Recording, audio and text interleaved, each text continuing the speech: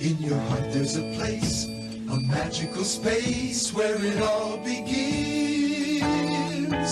With your mind as a guide, you light up inside and it starts to spin. Just close your eyes and dream of things to come. In dreams we make tomorrow a brand new world, a shining star.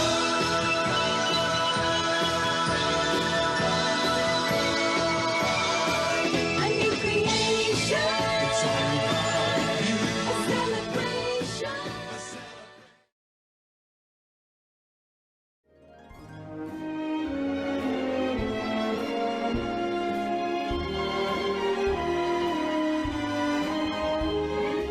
Everyone who knows me knows how much I love Disney, and specifically the Disney theme parks. But lately I've been watching a ton of Disney shows. I'm currently rewatching Phineas and Ferb, I just recently rewatched Gravity Falls, and now I'm watching Haley's on It and Hamster and Gretel. Yes, call me crazy, I'm watching 3 shows at once. I don't know enough about Disney television shows because my knowledge specializes more in the Disney theme parks, but I just got done watching this show that I really enjoyed and I just wanted to talk about it with you guys. This show reminds me of older Disney Channel content actually. The songs, the characters, and the story just give off an early 2010s Disney Channel show vibe. Today I'll be diving into the creative history, what makes this show so lovable, and my thoughts and my opinions on The Ghost and Molly McGee. After 2 seasons and 41 episodes, the show has come to a conclusion, and I thought I'd just talk a bit about the show and give my opinions about it. Later in the video, I'll be interviewing fellow Disney YouTuber Chandler of Sunnyland Productions. Some of you may be familiar with his content. He makes great videos talking about The Ghost and Molly McGee and other Disney TVA content. I maintain that if the show had just ended with Molly vs. the Ghost World, it would have been a satisfying finale. But Season 2 does what any good second season of a show should do and builds on what came before. The world is firmly established, so what kind of things can happen to change the status quo? I highly suggest you check out the stuff he does on his channel. I'll link it down in the description for you to check out. Anyways, without further ado, let's get started. In 2003, TV animators Bill Mott and Bob Roth came up with the idea of a TV show about a preteen girl who is taking a vacation with her family to Transylvania, where she will be cursed by a vampiric ghost by the name of Count after disturbing his crypt. The original running title of the show was called The Curse of Piper McGee. The show was originally pitched to Nickelodeon in 2003, but was passed over. In 2007, Bill and Bob decided to repitch the idea to Disney instead. They both had worked at Disney for years, and actually worked on an episode of Darkwing Duck. But by the time, Bob and Bill had already been working on another show called LEGO Star Wars: The Freemaker Adventures. 14 years later after they completed that show, Bob and Bill decided that they wanted to work on The Curse of Piper McGee again, which got a positive response from Disney this time. But after finding out that another show in development at Disney already had the same running title, Disney changed the name of the show to The Curse of Molly McGee. On July 23rd of 2019, Disney Channel had finally greenlit the show, which was to be executive produced by Bill, Bob, and Steve Lauder on behalf of Disney TVA. On September 24th, 2020, the show was retitled to the better-fitting name, The Ghost and Molly McGee. The storyline revolves around the adventures of Molly McGee, a cheerful and optimistic tween who moves to a new town with her mom Sharon, her dad Pete, and her brother Daryl. They find out that the house they live in is haunted by a grumpy ghost named Scratch. Scratch and Molly are forced to live together because Scratch curses Molly that he'll be with her for all eternity. Over the course of the show, Molly and Scratch's friendship grow as Scratch becomes more comfortable living with Molly. His mood changes from being grumpy to loving. Molly also meets new friends along the way, such as one of her best friends Libby, an Argentine and German-American Jewish girl. After being friends with Libby for a while, Molly decided to tell her that she had been secretly friends with Scratch. Another character Molly meets is a girl named Andrea. Andrea is the typical sassy social media influencer, sort of like the precursor to Casey and the Moon Girl and Devil Dinosaur. So Molly doesn't really take a liking to her at first, but over time, they slowly become friends. Molly calls herself an inhabifier because she likes to help everyone around her any way she could, and she also wants to make the world a better place. Scratch unfortunately was limited to being friends with Molly because he was under the watch of the Ghost Council, which is a group of ghosts foreseeing the ghost world. At the end of Season 1, the chairman of the Ghost World is killed by Molly herself in a scene where she saves Scratch from being thrown into the flow of failed phantoms. After this happens, the chairman role was given to Scratch because whoever kills the previous chairman has to become the new one. Since Molly was a human, it wasn't possible for her to become the chairwoman, so the role was given to Scratch instead. In Season 2, the McGees meet the new neighbors across the street, the Chens. Molly meets Ollie and June, the two kids of Father Reuben and the mother Esther. Molly develops a crush on Ollie because his personality is similar to Molly. The problem with the Chens was that there were ghost hunters, and being friends with them put Scratch in danger of being caught by them. Scratch in this season also deals with remembering his past life before he died, where he remembers his old friend named Adia, but doesn't exactly remember everything. Molly throughout the season tries to lay low about Scratch's existence to the Chens, but Ollie eventually finds out about Scratch, as he is devastated at first because he thinks that all ghosts are bad, and therefore Scratch shouldn't be friends with her. But Ollie soon finds out that all ghosts aren't bad, and soon they develop a team called the Ghost Friends, which consists of Molly, Scratch, Libby, and Ollie. The later additions to the Ghost Friends would be Daryl and June. An evil ghost named Jinx, who very much preferred the old chairman of the Ghost World more than Scratch, tries to override Scratch's power, but is defeated at the end of Season 2. At the end of the show, it is revealed that Scratch is actually a wraith and not an actual ghost, meaning that he's still alive, but his soul isn't. It was revealed that Scratch was actually a lifelong town resident named Todd. As Scratch is presented with this information, Molly convinces him to go back to living again because he's changed, and he's learned a lot since she first met him. Scratch goes back to living again, but unfortunately isn't able to remember anything when he was a wraith, meaning all of the memories he made with Molly would be completely erased. He takes the risk, ready to take the next step in his life. And that's basically a brief summary of the whole show. There's a lot more to the story than what I described, so I highly suggest you watch the show on Disney Plus if you haven't already. That's it with the main segment of the video. Let's go over to Chandler. Hi Mud, thanks for having me.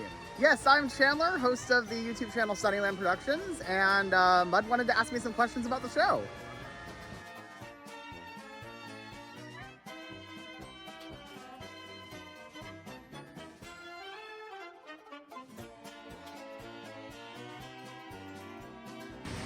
I know what you're wondering. Chandler, why are you in Blizzard Beach right now? You're not even in a bathing suit. And you're right, I'm not in a bathing suit. But the reason why I'm here is because that's actually the answer to the first question. How did I first hear about the show?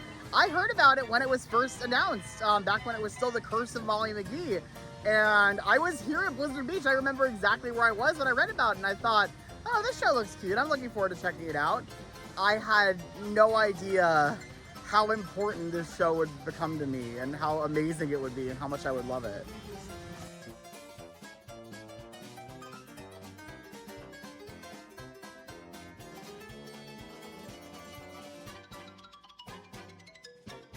When the show came out, I really strongly related to Molly because, without going into too much detail, things have been just really rough over the last couple of years. I mean, they've been rough for everyone, but for my family especially, we've been through so much, and having a show like this was really just reaffirming, because what Molly does is kind of what I've had to do. Just, you know, she always keeps her head up in the face of adversity. She always tries to see the silver lining and have a positive outlook on everything and make things better for everyone, and that's what I try to do.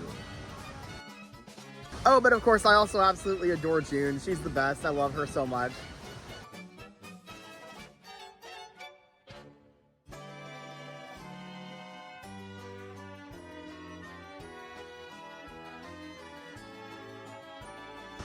If I could change anything about the show, I mean, besides the fact that I would give it a third season, I don't know. That's a tough question. There's not really a whole lot I would change.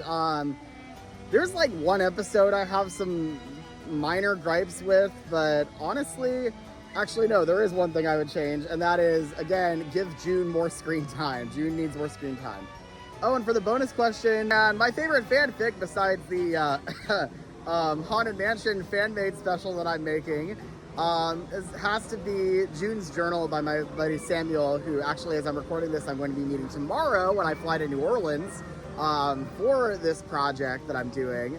Samuel is an absolutely fantastic writer, and he makes good stuff about, again, June, one of the best characters in the show. So go read his fanfics. They're wonderful.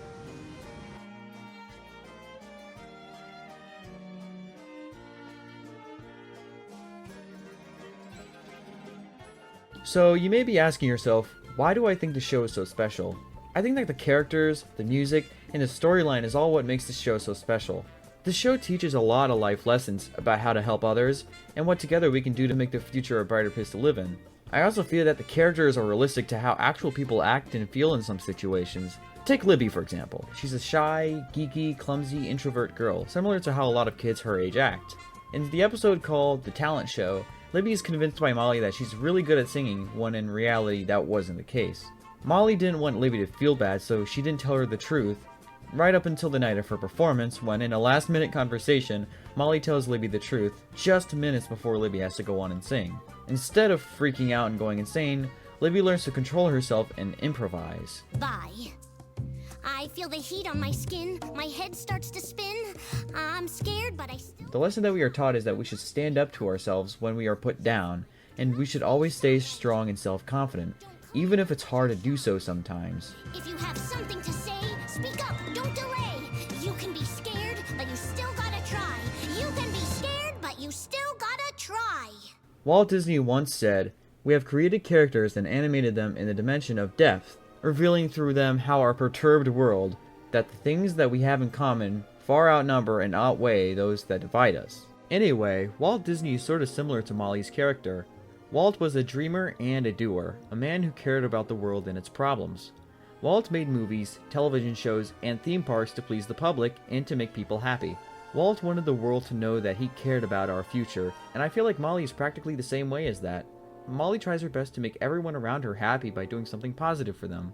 In conclusion, I love this show, and I think you should definitely watch it. I also want to mention how awesome the fan base is for the show. They are just the most amazing and kindest people I've ever met than any other Disney TVA show fan base. If you haven't joined the Ghost of Molly McGee Discord server, you should definitely join. There's a lot of nice and friendly people on there. I'm also proud to announce that Chandler and the creators of the show, Bill and Bob, and a couple of other people are putting together a charity event to donate money to Give Kids the World, a non-profit organization. More details about it will be in the link in the description if you want to know more about it. But yeah, that's why me and a lot of other people like this show. June is the best autism representation than any other Disney show. Hey guys, thank you for watching this video. I really enjoyed making this. It's been in the works for about 2 weeks now, and I thank Chandler for coming on and letting me interview him. This video is sort of like a test of me making more content related to other Disney properties, not just relating to the theme parks. If you enjoyed this video and you want to see more of this, then leave a comment down below on what do you think I should upload next. I'm always open to suggestions. Anyways, I'll see you all in the next one.